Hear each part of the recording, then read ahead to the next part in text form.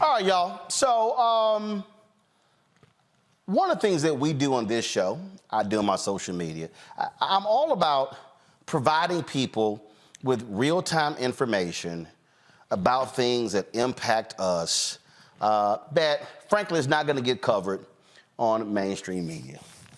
So, I posted this item here. I'm trying to see, when did I post it? I posted this item here 19 hours ago. So I want you to go to my iPhone. So this is on Instagram, y'all. So I posted this on Instagram. And so this is the actual post. And so it's a statement. It's a statement from Vice President Kamala Harris. And it says, statement by Vice President Kamala Harris on the Federal Communications Commission's vote to adopt new rules to prevent digital discrimination. Okay?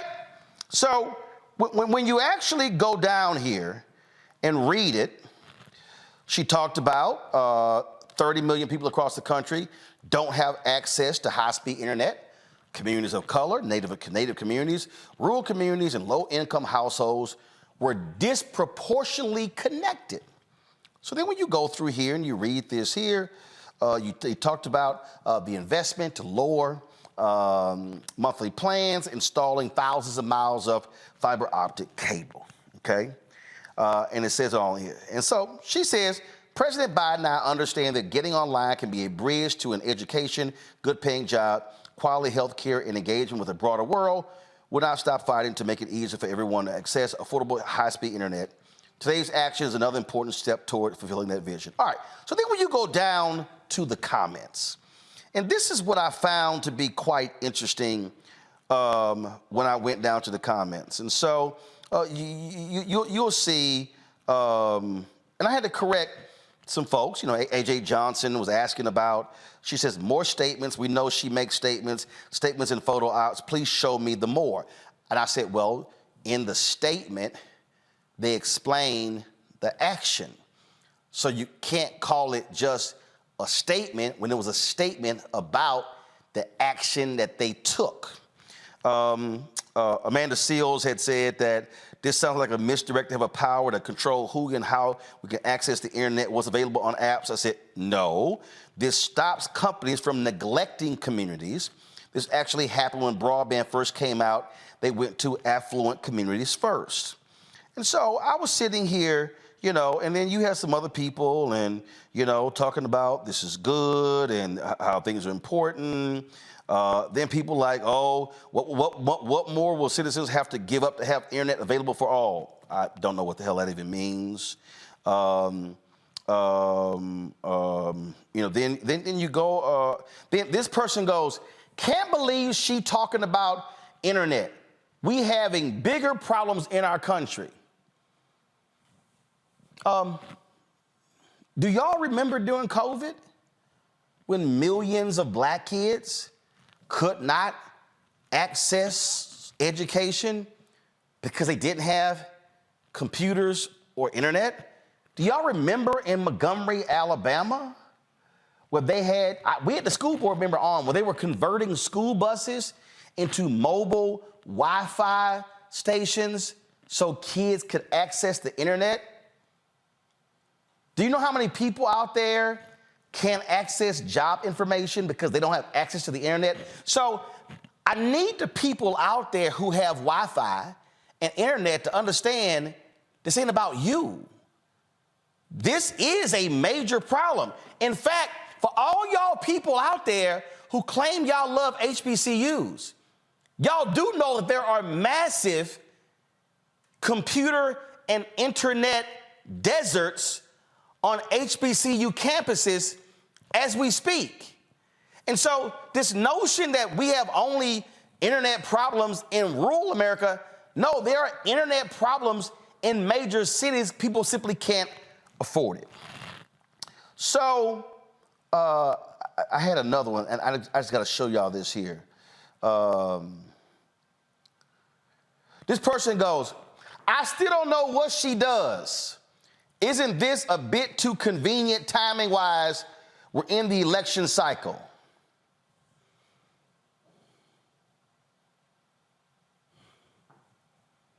I don't know what she does. I've never seen some of the, so now I love this one, y'all. Oh my God, I love this one.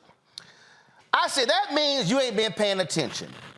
This person goes, I have and I do see what you obviously do see. Now, y'all, don't laugh, because this person actually typed this.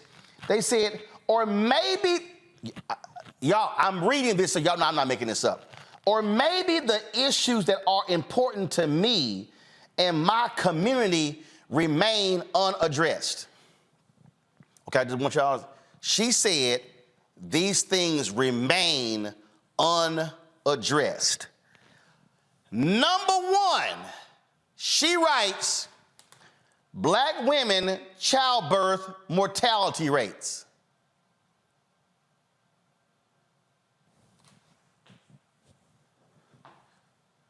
She actually wrote that. Number two, truth in education.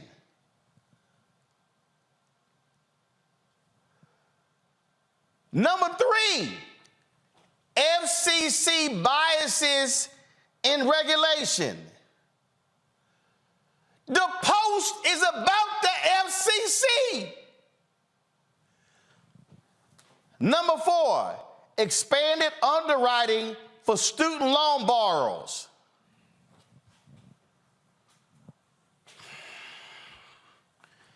Then she wrote, and appraisal regulations for people of color. The last one, and realistic grant funding for entrepreneurs.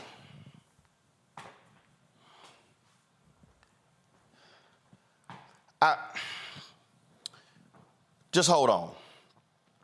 So y'all, I then posted this here. U.S. to spend $42 billion to make internet access universal by 2030. It was a Reuters story that was in here. Lord have mercy. This fool goes, as much as I love, let's say my mama, if she's wrong about something, that's just what it is. Kamala has not and will not do anything to benefit Black Americans specifically, and that's a problem. This internet thing is bullshit. Run us reparations. I go, this is stupid. Congress appropriates money, not the VP. Okay, hold up. Y'all, I'm not done. Because I just want y'all to understand what I deal with here. Same person goes, we are grown, your low vibrational energy speaks volumes, you are doing too much. No one over here is stupid, but if it makes you feel better as a grown woman to go around calling people stupid, okay, you are stuck on whatever you're on, and that's causing you to have a lack of understanding. No, I can actually read. You know, and so then we go over here, and then I got somebody who says, asked about the contracts, and then somebody went, why is it that, okay, hold up, I gotta find this one, y'all, because I thought this one was too funny. I love this one here. Person goes, the overall majority of the U.S. population that's Black lives in urban areas which already have options when it comes to the internet. For those of us that live in rural areas, we're having to wait for 7 more years to get access to what was legislated in 1989's Cable TV Act, which provides the most connected high-speed internet access to subscribers by number. Tell us again how this benefits Black people. You're not waiting. Then, I love this one here. Seriously, if you can't afford internet, you have more pressing issues. That's a good point. Now, I love this one here. I love this one here, y'all. Roland making excuses for his homegirl. Black folks want things specific for us as requested. This internet thing includes everyone else, so this isn't something for Black folks to get excited about as much if she had us in mind. Y'all, these are actually real comments. So let me go to my panel. So I don't know who's sitting here calling me. I'm in the middle of the show, y'all. Here's the thing that's killing me, Reese. This woman said, I do pay attention, and the things are not getting addressed I care about, like black maternal health. Hasn't that been one of the biggest things that the vice president has been focusing on? Yes. Okay. Then the same woman said she's concerned about truth in education. Didn't the vice president travel to Jacksonville to light up Ron DeSantis and the Republicans for trying to get rid of black history and books in schools? Yes. Okay. The woman said her issue was about appraisals for homes. I swear I heard the vice president announce the administration's plans to deal with racism in appraisals, as well as HUD and the DOJ announcing the crackdown on redlining. Or did I just mistake that? I was there. Yes, that happened. So, and it's happening. I'm confused how somebody could say none of this stuff is being done, and I swear it happened.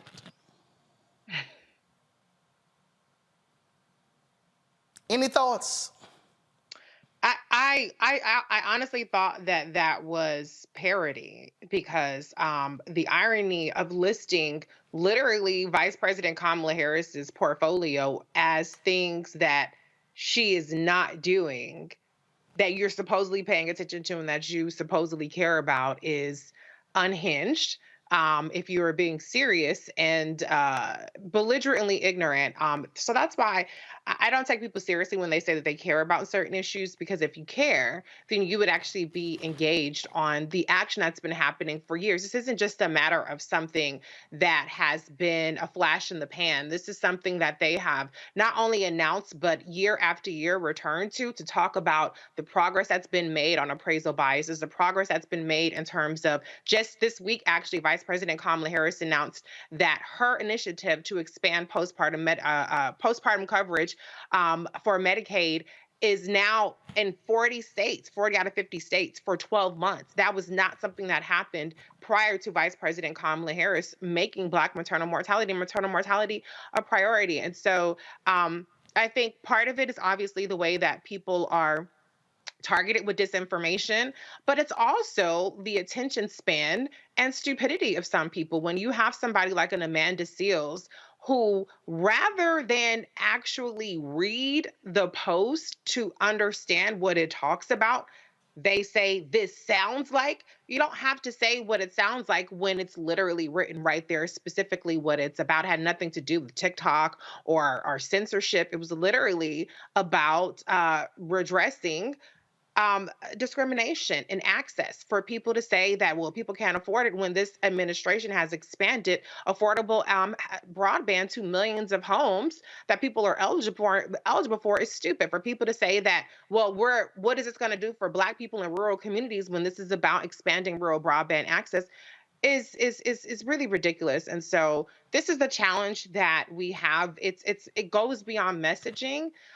It goes to the fact that sometimes people just feel like if they don't see it happening right in front of their face, just beyond an Instagram post, which is explaining that this is happening, then that means that it's non-existent. And I'm starting to become at a loss to even know how to even reach those people. I think you can reach a portion of them, but some people just can't be helped. They can't be educated. They can't be saved, child. So we got to try to find the people that maybe they just don't know. And they're like, oh, okay, that's good to know. Maybe there's some people like that out. And that's what we got to get to the poll, because some of these other people can't be saved. Go back to my iPad here. Greg, this person goes, now again, we talking about a $42 billion program that deals with internet. Person goes, this does nothing for Black people. the typical lift all program for the Democrats, no tangibles, no votes. Now, and I responded about, well, this is a damn lie. And then, so here's the thing for me, because the other person was talking about how, and there's one person kept going back and forth with me, Greg, on, no. I want to see legislation that is only for black people. And I see this over and over and over again. I mean, I'm talking about these FBA, these other people out here. I hear them yelling it, and I'm sitting here going, what in the hell are y'all talking about? And I know for a fact black mayors in major cities are putting proposals together to get some of that $42 billion because black people in many of these places do not have high-speed internet. So you'll sit here and lay out this program is like, no, they ain't gonna benefit black people only. And you're like,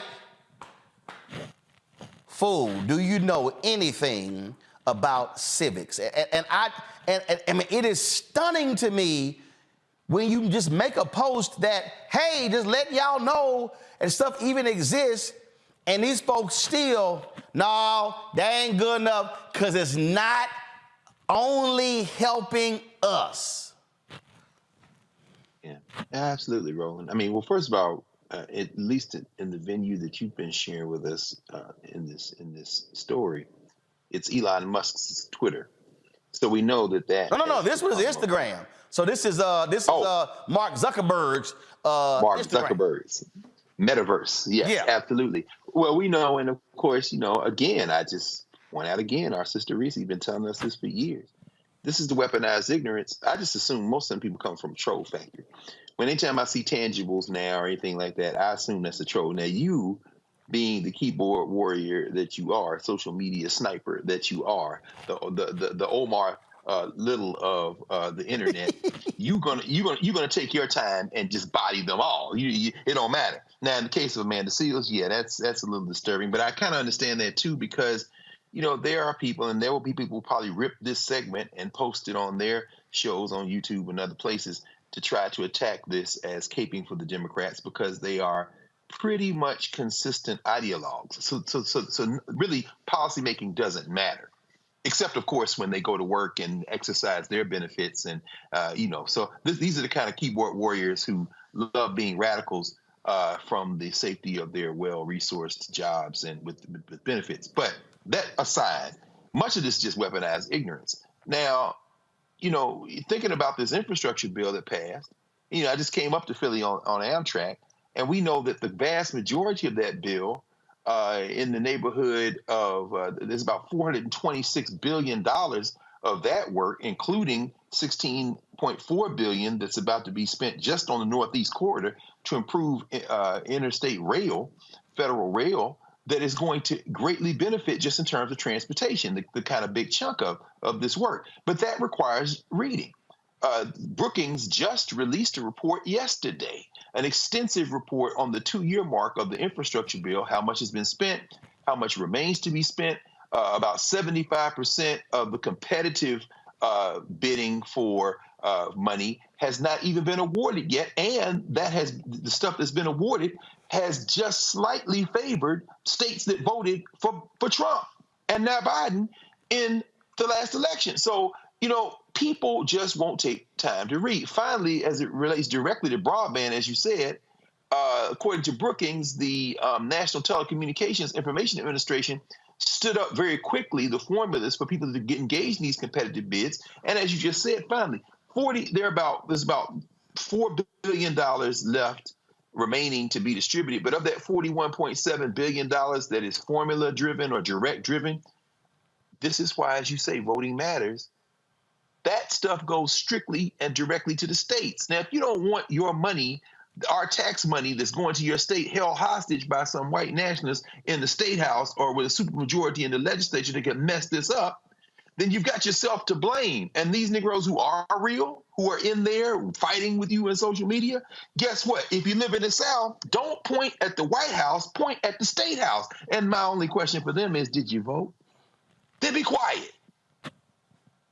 Lauren, the reason I'm taking my time to do this is because I really love, first of all, what Greg just laid out there. So people always talk about, well, who's going to get the contracts?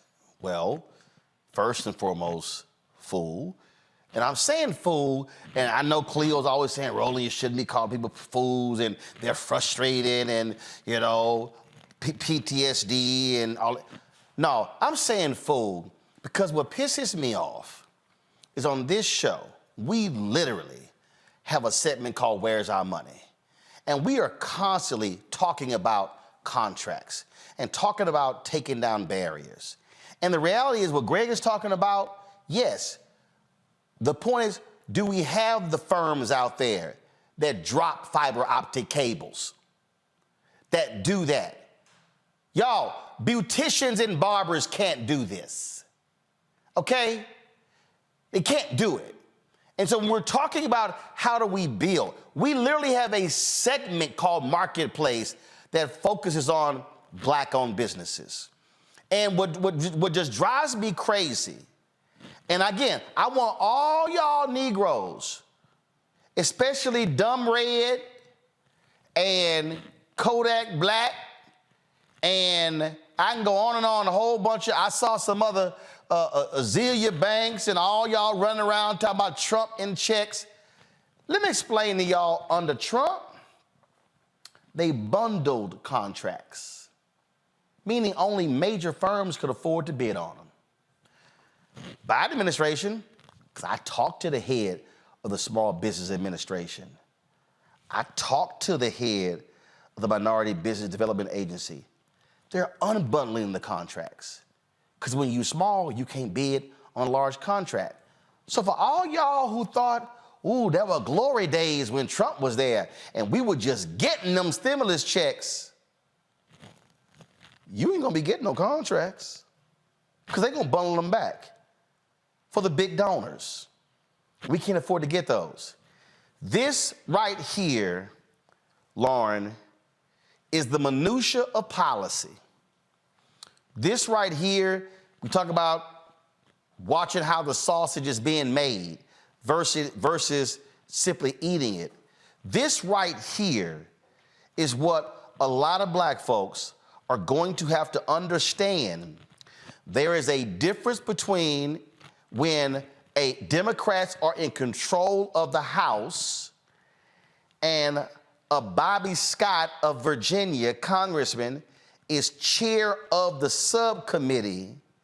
It's a whole lot different than when Republicans control the House and they are over the committees. So for all y'all out there talking about that $6.57 billion that went to HBCUs, oh, that didn't just happen.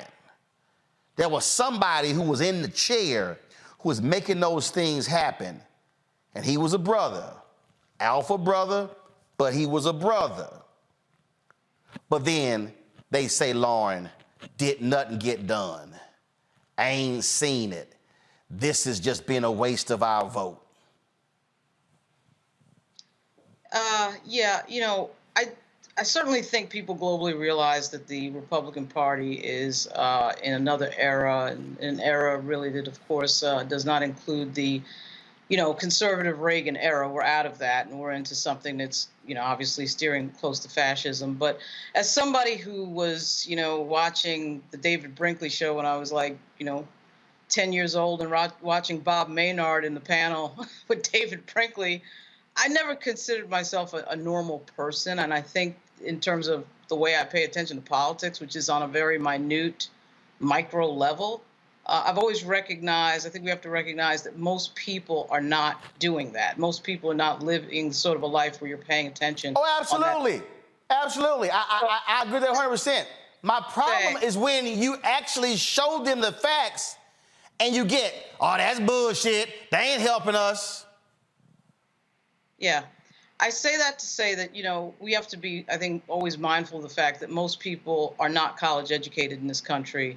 Most people are not in the Boule. Most people are not Greek. Most people are not, have never been in a college class. First of all, hold up. Just hold up. Just because you mentioned not in the boule. Let me just help you right there. It's 5,000 people in the boule. Right. That's it. For all y'all, I love all these Negroes be hollering, boule, boule, boule, boule. It's 5,000.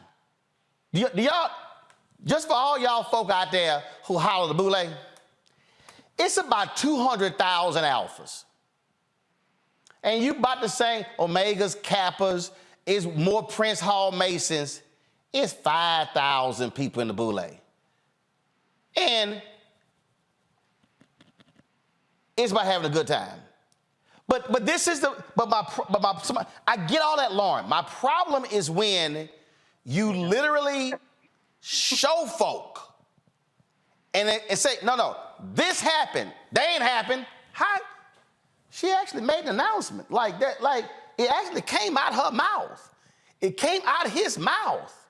Well, if it ain't just for us, like, I get that all the time. They literally want funding bills only for black people, Lauren. I get that all the time. Where our bill? And I'm like, where our hate crime bill? There's been actually three hate crime bills in history that be specifically black people.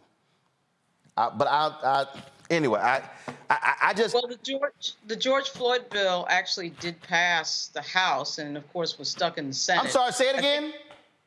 The George Floyd bill passed the House in 2021, and, of course... I'm sorry, hold up. Who was over the House then? In 2021, obviously, the president, would you say, over the House? So, obviously, the House was controlled by Democrats. So hold on. So you telling me the George Floyd Justice Act actually passed the House? Mm-hmm. Okay. Yeah. I think the bill that everybody thinks about is the Asian hate crimes bill, which of course passed because of COVID, and we had a big spike in hate crimes against But Asian it also Americans. wasn't called the Asian hate crime bill. Yeah, I know. So if I It was called the COVID-19 Hate Act. 19 Hate Crimes Act. I know that. So it was called the COVID-19 Hate Crimes Act. And it was an absolute bullshit bill. Yeah, it focused on, of course, DOJ, and actually it focused on law enforcement. No. It focused on creating a database, and it created one job in the DOJ that lasted a year.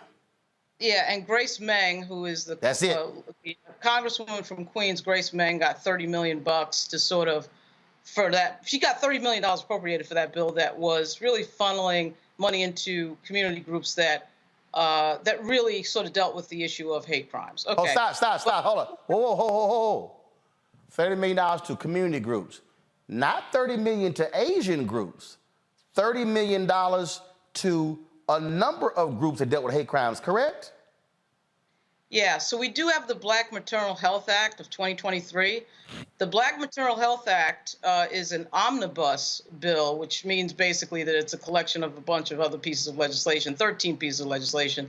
And that is a pretty bipartisan. Actually, it's not that bipartisan. It's actually Lauren Underwood and Joyce Beatty and Don Beyer and a bunch of Democratic members. They may have actually a Republican member on that. I got to check that because it's actually a big group of bills, and it is called the Black Maternal Health Act. But I do think what people are thinking about is, you know, the payment of reparations to the Japanese folks that were unfortunately interned during World War II. It's a fairly recent act that Ronald Reagan signed back in probably 1990. And so when people think about that, that was $20,000 per person who could verify that they were interned during Japanese internment, which of course was a crazy, terrible thing. Of course, the specific pieces of legislation for black people you always think about, of course, is the Civil Rights Act and the Voting Rights Act, which is very specific to black folks. And also the bill that specifically was in the response to black churches being burned down. Right. Then you also had the Matthew Shepard, James Byrd Hate Crime Act. And also we had something called the Never Again Education Act, which Carolyn Maloney did in 2020, which was a Holocaust education bill, which was very specific to effectively what they did was they allowed the Holocaust Museum, which is in Washington, is an incredible Holocaust Museum in Washington, for them to direct certain monies to educational programs for the Holocaust. So that was like some very specific things to specific groups. But you know, if we had a Congress, obviously, it was controlled by the Democrats, particularly in the Senate. Senate is running so close. Usually when last time Democrats controlled the House, it was by less than 10 members. But if you had, you know, a few more Democrats in the Senate, you'd probably get something passed like the Black Maternal Health Act. That's a major piece. Right. I mean, but I want people to understand, Reese, that there are bills that are passed in Congress that are billions and billions of dollars that Black people can access. It does not have to say Black Internet Bill.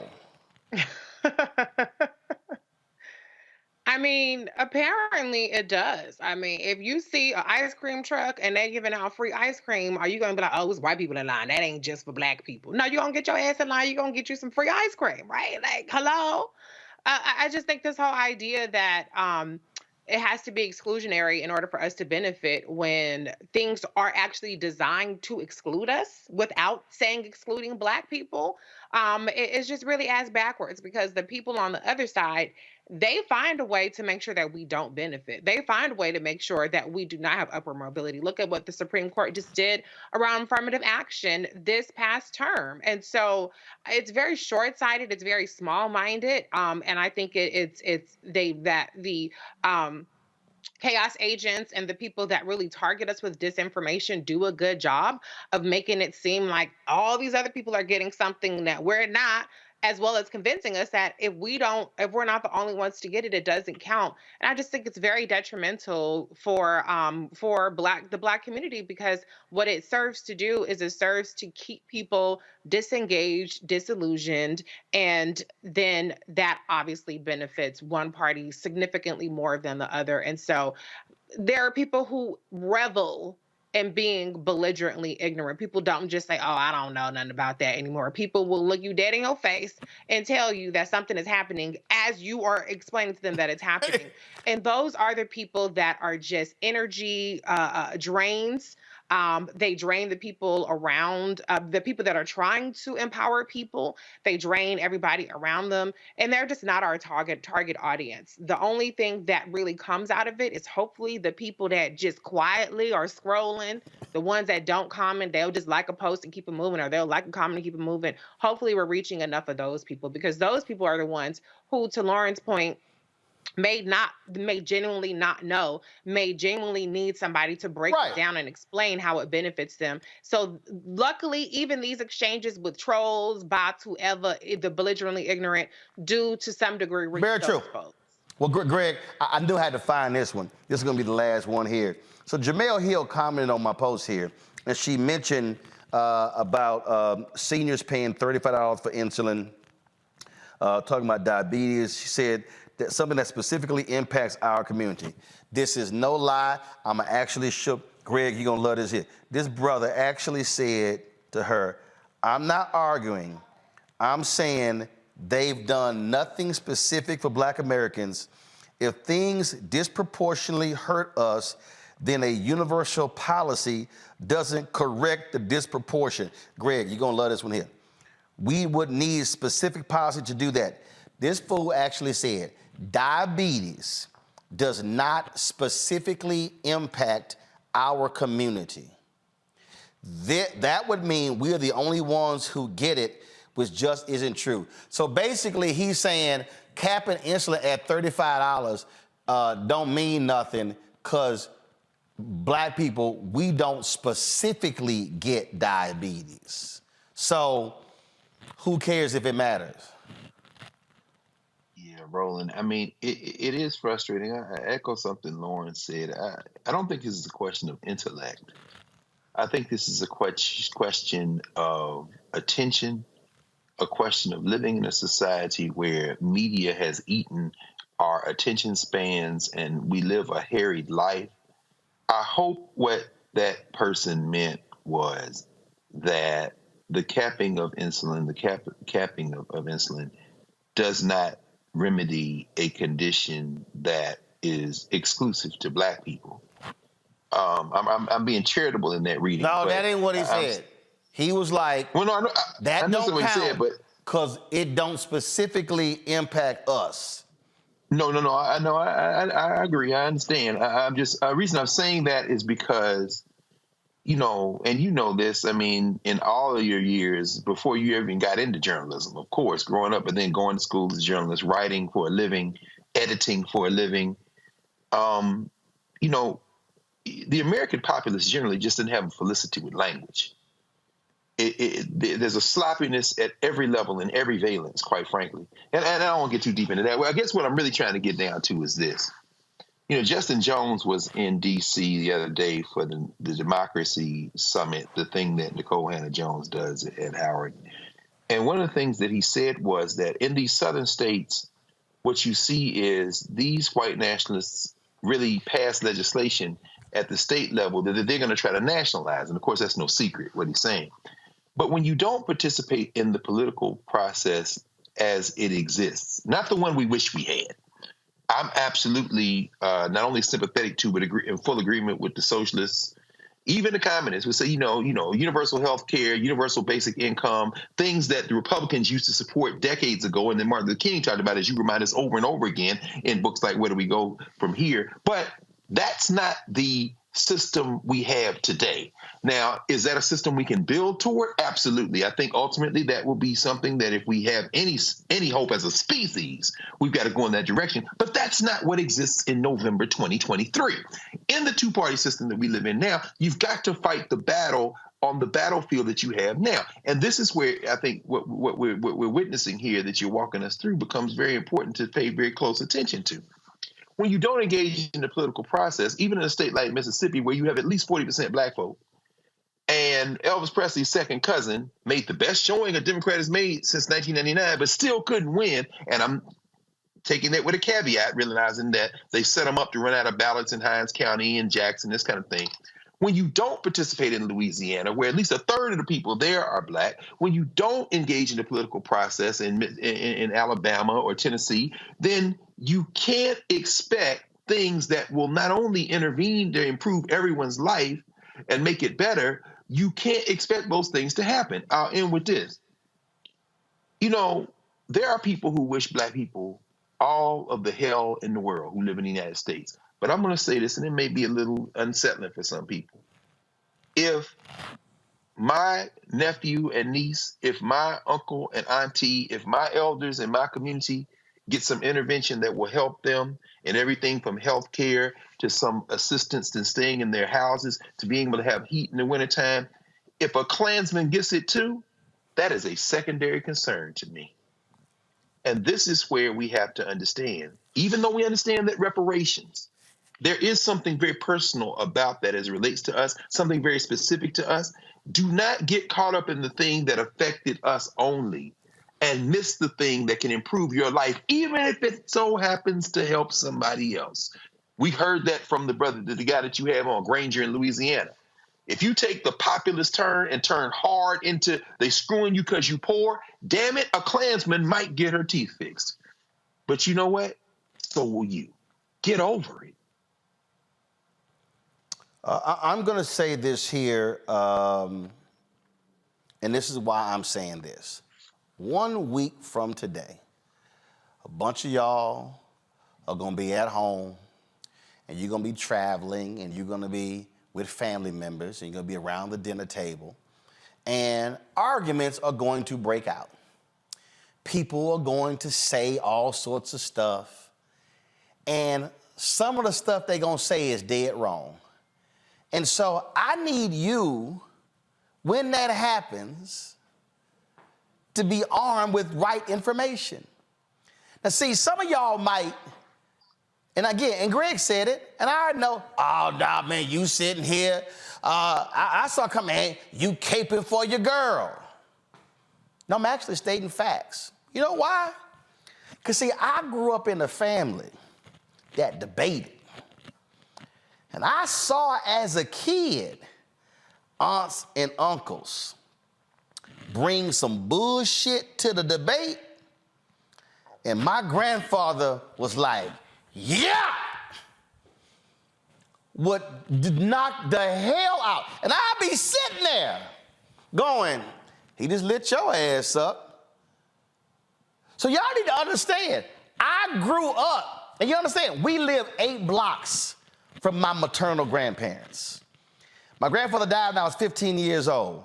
So from the moment I was born, my existence for 15 years was always at my grandparents' house and around my 7 aunts and uncles and they 34 grandchildren and they 70 plus great grandchildren. And I think they got like 120 great. So I grew up watching debates and I grew up watching folk get obliterated who lied. And so why do I respond, because in recent said it, why do I respond on Instagram, on Twitter, in these platforms? Why do I do this? Because I don't know who's watching. I don't know who's reading. And if there's somebody who's on one of these pages who sees it and goes, I didn't know that.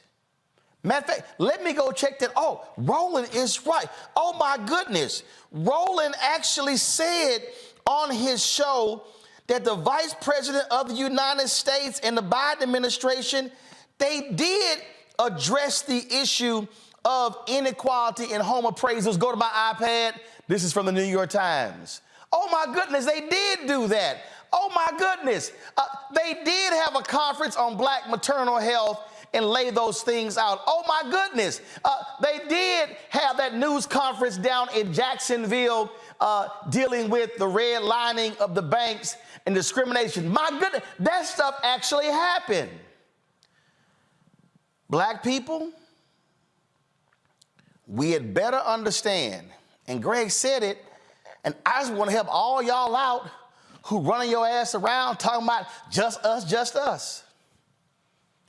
In the history of the United States, going back to the period of Reconstruction, W.B. Du Bois' book was called Black Reconstruction. But I just want to help y'all understand, Black Reconstruction wasn't all black. The quality of life of poor white people. Everybody listening, I need y'all to hear what I'm trying to tell y'all. Greg know this, Lauren know this, Reese know this. Let me help y'all. In the history of the United States, at every juncture, when black people fought for a better life, other people benefited. James D. Anderson, The Education of Blacks in the South, 1860 to 1935. I think that's the year frame. He notes that black people freed former slaves of African descent, went into state legislatures and put it in the Constitution, guaranteeing the right to education. And then when Jim Crow came along and threw the black folks out, they threw a lot of stuff out except that public education. So I need our people to understand, when we're fighting for billions on Capitol Hill, we know some white folks gonna benefit. We know some Latinos gonna benefit. We're trying to make sure that we benefit too. But the dumbest thing we can do as black people is to literally say, y'all sit over here and y'all argue over the hundreds of billions of dollars, we out. That's the dumbest thing in the world that can happen. When they are at the table distributing the billions of dollars, it is idiotic for black people to say, I'm checking out. So when you say, Louisiana, man, we ain't voting in that election on Saturday, what you saying is, we've left everything nice and neat for y'all white conservatives to have, we out. And then you're gonna complain when the white conservatives are sitting at the table and they going, you get this here, you get this here, you get this here, and then your no voting ass over here going, we don't get nothing? No, because your ass left the table. The same thing apply. You don't eat next Thursday unless your ass at the table. I ain't never heard somebody having Thanksgiving meal who was not at the table. And they are not fixing no plates for us. So y'all mess around if you want to. But that's the real deal. And that's why over the next year, we must all fight misinformation and disinformation, because remember what Trump said, black people, thank you for not voting. That was nothing more, what's the word that I want to use?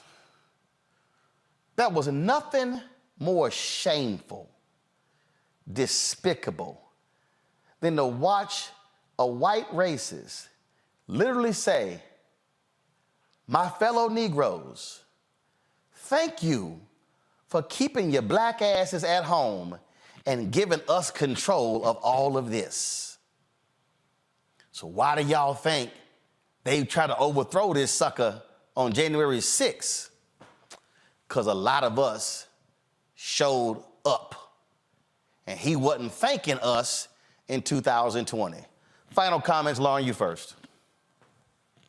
I don't know. I would just sort of echo what I was saying before, which is that, you know, we do have an age that we live in of misinformation and disinformation, and it's hard to break through. It's hard to break through with some of these messages because people are very, as Dr. Carr alluded to, people are very busy and they are in their own lives. And, you know, as somebody who's worked in a few political offices in New York and Virginia, you know, when you talk to people on the grassroots level, you just talk to normal people who just have some issue with the government that they need fixed.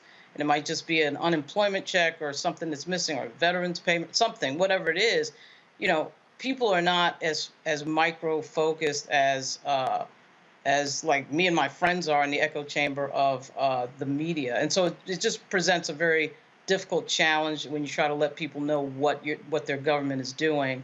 And for our community, we have a very justifiable level of frustration when it comes to not getting the things that we should be getting after, you know, everything that black people have been through in history. So the demand is high for some action, and it should be for black people in this country, to say the least.